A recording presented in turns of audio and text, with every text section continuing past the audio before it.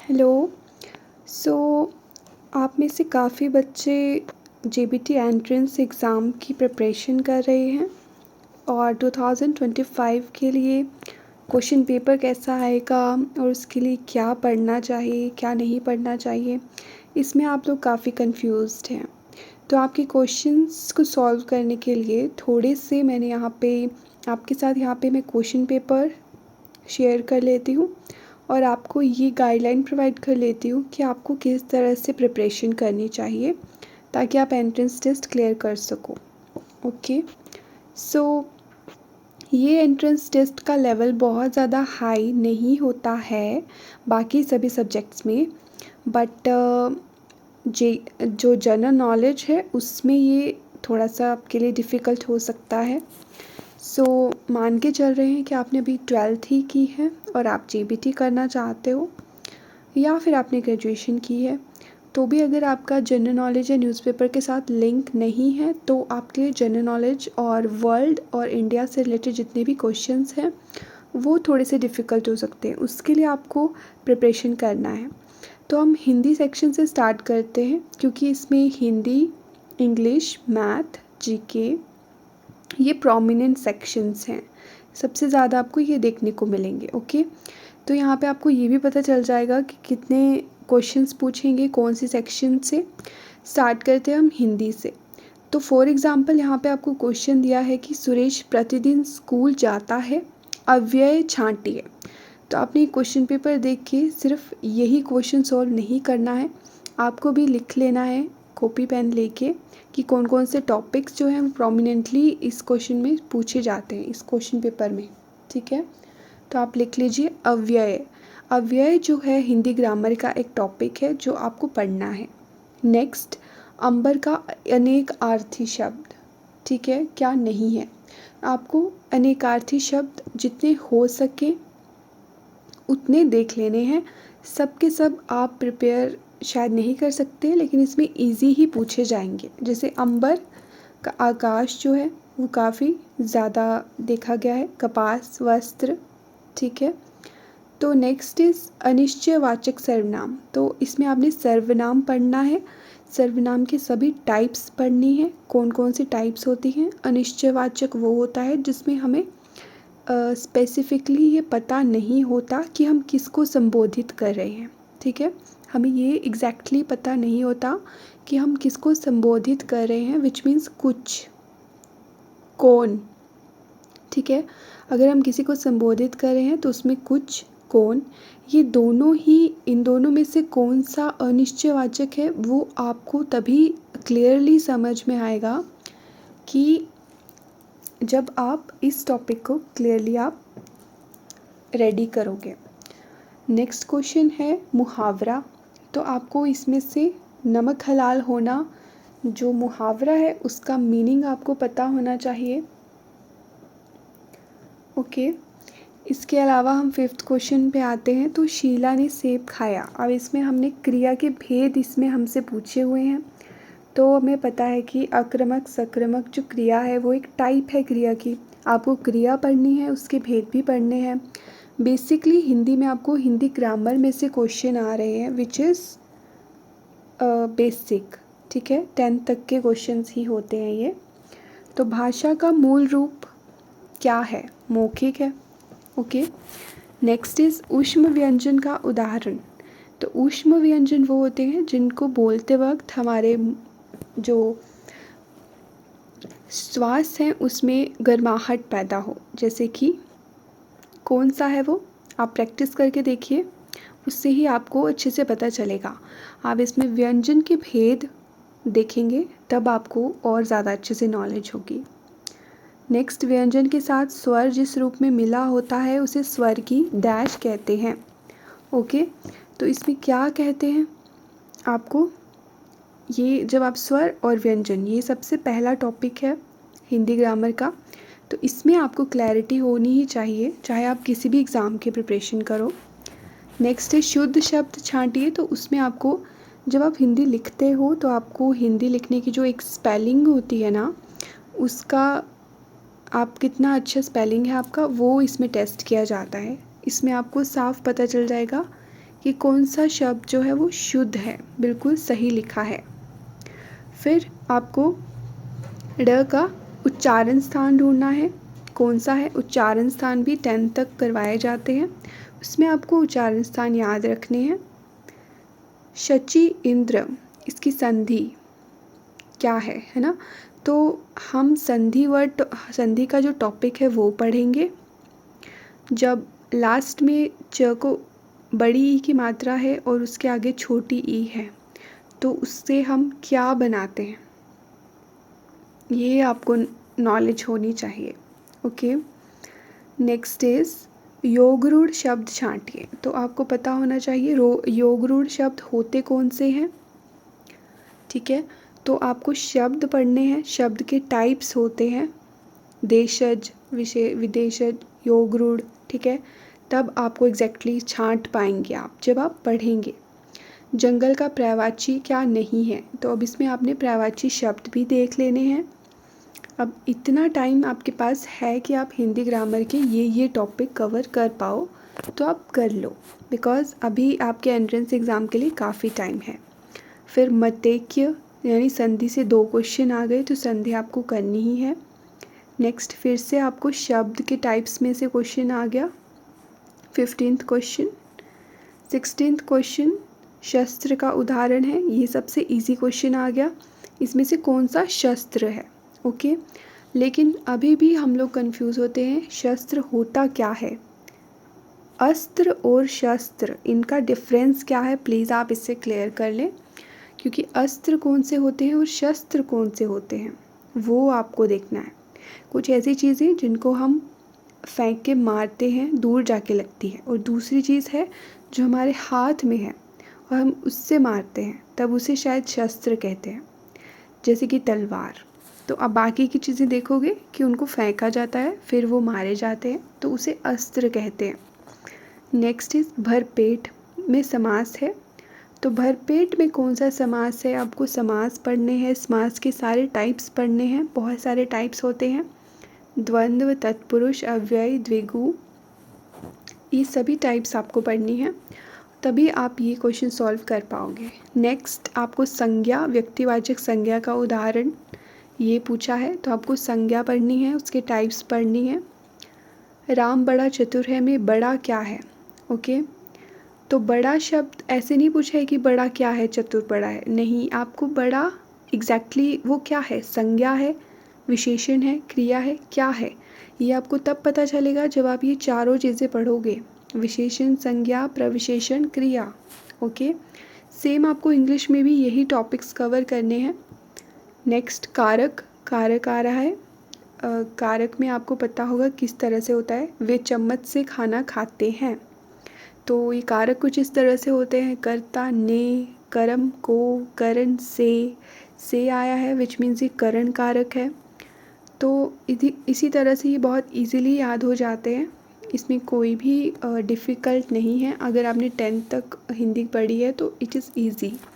सभी प्रकार के साधारण वाक्यों के अंत में कैसा चिन्ह लगाया जाता है, तो इसमें ये सारे जो लिखे गए हैं, अल्प विराम, पूर्ण विराम, अर्ध विराम, योजक चिन्ह, ये सारे चिन्ह के यानी साइंस के प्रकार हैं। तो अब इससे आपको पूछा है कि वाक्यों के अंत में कौन सा होता है, तो वाक्यों के अंत में होता है, ऑफ कोर्स कोई भी एक वाक्य होता है तो उसके लास्ट में हम एक स्ट्रेट जो लाइन खींचते हैं उसको कहते हैं पूर्ण विराम। ठीक है, अगर वो वाक्य पूरा हो चुका है तो उसे हम पूर्ण विराम से अंत करते हैं। ओके, नेक्स्ट है सिर देना, मुहावरे का अर्थ, तो मुहावरे भी इसमें 2 पूछ लिए क्वेश्चंस। ओके, उग्र का विलोम शब्द क्या है, उग्र गुस्सा होता है तो शांत। आ उपसर्ग का उदाहरण नहीं है, तो इसमें आपने देखना है, उपसर्ग टॉपिक आपने पढ़ना है, उपसर्ग और प्रत्यय। उपसर्ग होते हैं जो वर्ड के स्टार्टिंग में यूज़ होते हैं और प्रत्यय होते हैं जो वर्ड के लास्ट में यूज़ होते हैं। तो आ उपसर्ग का उदाहरण इनमें से कौन सा नहीं है, आपको ये तब पता चलेगा जब आप उसके रूल्स पढ़ोगे। कि आ उपसर्ग के लिए क्या रूल्स हैं और प्रत्यय के लिए क्या रूल्स हैं।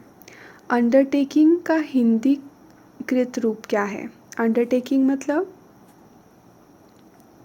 उसको हम हिंदी में क्या कहते हैं? तो ये आपके लिए एक वर्ड मीनिंग टाइप का हो गया। ओके, नेक्स्टली इसमें से हमने नोट कर लिया ये टॉपिक्स आए और 25 मार्क्स के आए, ठीक है, बिकॉज आई थिंक ये 1 मार्क्स का ही एक क्वेश्चन होता है, तो इसमें आपके 25 मार्क्स ये हिंदी ग्रामर के इतने टॉपिक से कवर हो जाएंगे। नेक्स्टली आपका 26 से लेके 28 तक इसमें ब्लैंक आर्टिकल्स पूछे हैं। तो सबसे पहले आपने आर्टिकल प्रिपेयर करना है इंग्लिश के लिए। She return after an hour, है ना। Gold is a precious matter. I met a boy in the store. Next synonyms पूछे हैं, काम के साथ कौन सा सिनोनिम है? क्वाइट। नेक्स्ट इज प्रेपोजिशन पूछी है। प्रेपोजिशन के लिए 5 मार्क्स की प्रेपोजिशन पूछी है जो बहुत इजी होती है, तो आपको प्रेपोजिशन के रूल्स देख लेने हैं, बहुत डिफ़िकल्ट नहीं, नॉर्मल लेवल के ही आते हैं। ही इज़ डैश 1 आई। तो आपको इसमें क्या यूज़ करना है आपको ये तभी पता चलेगा जब आप उसके रूल्स पढ़ोगे। She has no affection with me. I do not angry with you and he is blind with 1 eye, या फिर of 1 eye. So next is he is annoyed on you या एट यू। आपको confirm करने के लिए prepositions पढ़नी है।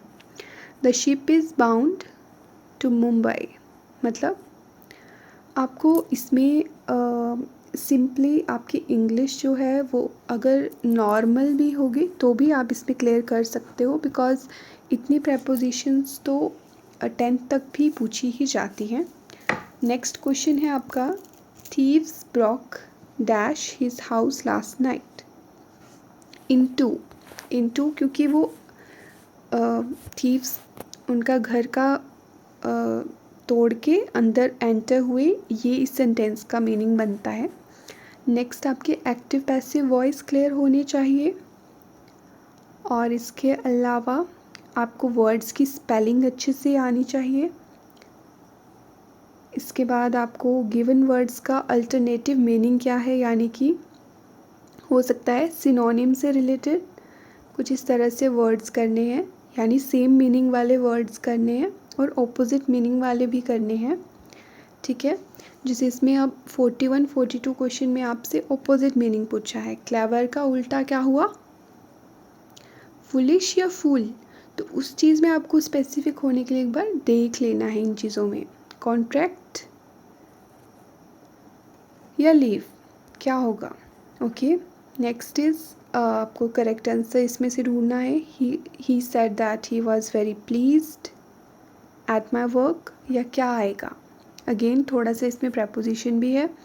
The new train begins dash June 1, फिर आपको करेक्ट स्पेलिंग चूज़ करनी है 45th क्वेश्चन में, एंड देन आपको फिर से प्रेपोजिशन पूछी गई है। देख लिए प्रेपोजिशन के काफ़ी क्वेश्चंस हैं, तो प्लीज़ आप प्रेपोजिशन अच्छे से प्रिपेयर कीजिए। नेक्स्ट मैथमेटिक्स पे आ जाते हैं, तो वो भी यस 10th तक का ही प्रोमिनेंट है।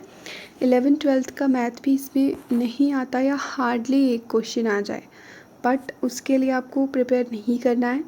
आपको सिंपली हिंदी या इंग्लिश जो भी सेक्शन आप से बिलोंग करते हो वो आपको सॉल्व करने हैं। सिंपली जो क्वेश्चन पूछे गए हैं उन्हीं तरह के क्वेश्चंस रिपीट होते हैं, तो आपको असेंडिंग ऑर्डर फ्रैक्शन में कैसे बनाने होते हैं वो आने चाहिए। HCF और LCM आना चाहिए, कैसे निकालते हैं, और इस तरह से फ्रैक्शन में बॉड मास के सम्स कैसे सॉल्व करते हैं, प्रोपोर्शंस कैसे निकालते हैं, इनकी अगेन सिंप्लीफिकेशन की आपको प्रैक्टिस करनी है। यस इसमें फिर सिंप्लीफिकेशन बहुत ज़्यादा आपसे पूछी जाती है, चाहे वो रूट्स वाली हो या कुछ। इसको आप पॉज करके इसमें भी सॉल्व करके देख सकते हो कि क्या क्वेश्चन आता है, एंड देन अगेन आपको Google is there to help you अगर आप कहीं भी इसमें अटकते हो। a-b² का फॉर्मूला पूछ लिए थे और इस तरह के बहुत सारे फॉर्मूलाज हैं तो रिपीट कर लेते हैं। नेक्स्ट आपका circumference of cylinder, volume of cylinder पूछ लिया है। वॉल्यूम ऑफ सिलेंडर का फॉर्मूला, बेसिक से फॉर्मूले आपने याद करके जाने हैं, जैसे sphere, cylinder, rectangle, triangle, circle. ठीक है। नेक्स्ट इज़ आपको मीन वैल्यू निकालने के लिए कही है। मीन, मोड, मीडियम, ये भी आपने पढ़ा हुआ है, उसको रिवाइज करना है। फिर अगेन सिंप्लीफिकेशन और रेशियो में कैसे सॉल्व करते हैं क्वेश्चंस को। अगर 2 नंबर दिए हैं 3:5 में, तो हर नंबर जो है वो एक दूसरे से इस तरह से इंक्रीज़ होता है, तो क्या है वो नंबर, तो वो इस तरह के सम आपने करने हैं। फिर आपको डिजिट्स दी गई हैं, उसकी मीन निकालनी है आपने, माध्य। ठीक है। तो मीन, मोड, मीडियम टॉपिक से भी रिलेटेड क्वेश्चंस आए हैं। Then again circumference of circle and उसका एरिया निकालने के लिए कह दिया है। ठीक है। तो वो आपने करना है। फिर आपको ये 10th की बुक में ही ये क्वेश्चन है, AP वाला भी। If nth term of an AP is 2n+1 then the sum of its first 3 terms is, तो इसका एक फॉर्मूला होता है, आपको वो रिवाइज करना है। The roots of quadratic equation जो होती है आपको वो भी प्रैक्टिस करनी है। इसके अलावा आपको परफेक्ट स्क्वायर नंबर्स निकालना प्रैक्टिस करने हैं। देन अगेन आपको स्क्वायर की लेंथ बताई है, आपको उसका एरिया निकालना है। फिर इनमें से कौन सा परफेक्ट स्क्वायर है, परफेक्ट स्क्वायर कुछ है, उसको कैसे, क्या रूल होता है जिससे हम ये पता कर सकें कि कोई एक नंबर परफेक्ट स्क्वायर है, तो उसकी ट्रिक्स अवेलेबल है यूट्यूब पे, वो पढ़ सकते हो आप। नेक्स्ट A एंड B की वैल्यू इसमें निकालने के लिए दी गई है। ओके। फिर इसमें बेसिक रूल्स पूछे गए हैं मैथ के, अगर आपको सारे नहीं भी आते हो तो इट्स ओके, बिकॉज इसमें I don't think negative marking होती है। देन पॉलीहेड्रॉन से रिलेटेड क्वेश्चन आए हैं। उसके बाद हमारा जनरल नॉलेज स्टार्ट हो गया, तो उसमें भी हिंदी और इंग्लिश दोनों में आपको दिया गया है। और ये स्टार्टिंग है साइंस से, साइंस में डिजीज़ और ब्लड रिलेटेड क्वेश्चन आए हुए हैं। तो हमने अभी तक कितने क्वेश्चन किए, 75, उसमें हमने इंग्लिश, हिंदी और मैथ की। ओके। अब हम पहुंच गए हैं जनरल नॉलेज पे, और आई थिंक यहीं पे ये क्वेश्चन एंड हो जाएगा जनरल नॉलेज पे। Let me check. यस, 100। तो 25 ईच होंगे, 25 की हिंदी, 25 की इंग्लिश, 25 का मैथ और 25 का जीके का आपका ये फ़ायदा रहता है कि आप अगर इसमें थोड़ा ज़्यादा पढ़ लो तो आपका टेस्ट टाइमली ख़त्म भी हो जाएगा, और इसमें स्कोर भी इसी में बनता है, बिकॉज इंग्लिश, हिंदी, मैथ में सेम से ही एवरेज स्कोर्स बनते हैं सबके। तो ब्लड ग्रुप जो कि डोनर है यूनिवर्सल, वो कौन सा है। ठीक है। नेक्स्ट इज़ इसमें D option O blood group है। Which metal is responsible for itai disease, तो ये कौन सा मेटल है आपको ये चेक करना होगा, because I am not sure. Then इससे रिलेटेड और भी तरह के क्वेश्चन अगर बनते हैं तो आपको वो भी करने हैं। What is the normal temperature of human body, और ये फ़ारेनहाइट और सेल्सियस में कन्वर्ट करने के भी क्वेश्चंस पूछे जाते हैं। Next is who develop the theory of blood circulation, तो ऐसे कुछ रैंडम क्वेश्चन भी होंगे जो आपको नहीं आते होंगे, उनके लिए आप बिल्कुल भी स्ट्रेस नहीं लेना है, नेक्स्ट क्वेश्चन पे जंप करना है।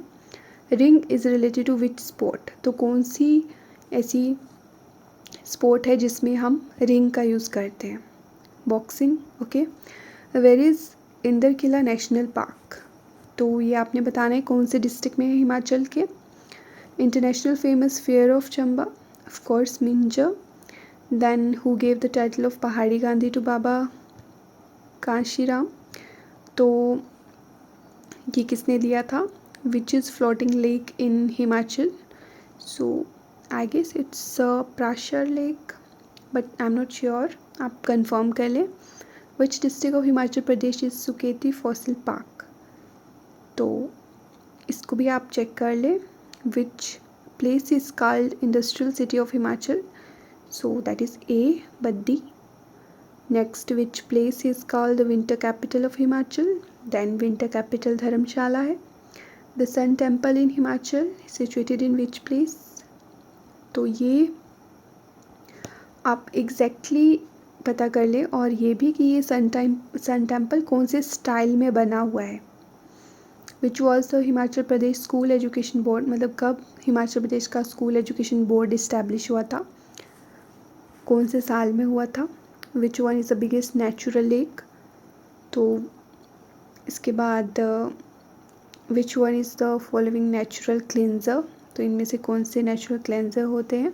क्लीनर का मतलब ये होता है कि वो हमारे जो, जैसे कोई अगर एनिमल मर जाता है तो उसकी मरी हुई लाश को भी खाते हैं. तो ऐसे जो एनिमल्स होते हैं उनको हम क्लीनर कहते हैं. तो अब वो वल्चर है या ईगल है, ये आप कंफर्म कर लें. Then national environmental engineering research institution is located in, आपको बताना है कौन सी सिटी में. Which gas leak during Bhopal gas tragedy? Next is I think it's D, methyl isocyanate, but confirm कर ले. ओजोन डे कब मनाते हैं? ऑपरेशन फ्लड किससे रिलेटेड था? और चंद्रयान से रिलेटेड क्वेश्चंस भी आ सकते हैं. तो अभी जो रिसेंटली अगर इसमें कुछ नई चीज़ें हुई हैं तो वो भी आप पढ़ लें. फिर एक बिट्स में कितने बाइट होते हैं. Then who is the father of local self government in India, मतलब इस किसने स्टार्ट की local self government. Next is nautanki कौन सी स्टेट का आर्ट है. और 100th क्वेश्चन, लास्ट क्वेश्चन है कि हाईएस्ट वाटरफॉल कौन सा है इंडिया का. ओके, सो ये बेसिक से क्वेश्चंस थे जो आपसे पूछे जाते हैं. और आपका 100 मार्क्स का ये क्वेश्चन होता है विदाउट नेगेटिव मार्किंग. तो इसके लिए आपको ज़्यादा पढ़ने की भी ज़रूरत नहीं है, बट आपको स्पेसिफ़िक पढ़ने की ज़रूरत है कि स्पेसिफ़िकली कौन सा कंटेंट है जो आपके काम का है. ओके, सो हाईएस्ट वाटरफॉल जो है वो तो कूने फॉल्स है, और आप इसको ज़रूर कंफर्म कर लें बिकॉज़ इसका नाम कुछ और भी है. ठीक है, और थैंक यू सो मच. आपको अगर कोई भी क्वेश्चन पूछना हो तो आप कमेंट करके मुझसे पूछ सकते हैं. All the best for your exam and that's it. Subscribe कर दीजिएगा. Thank you.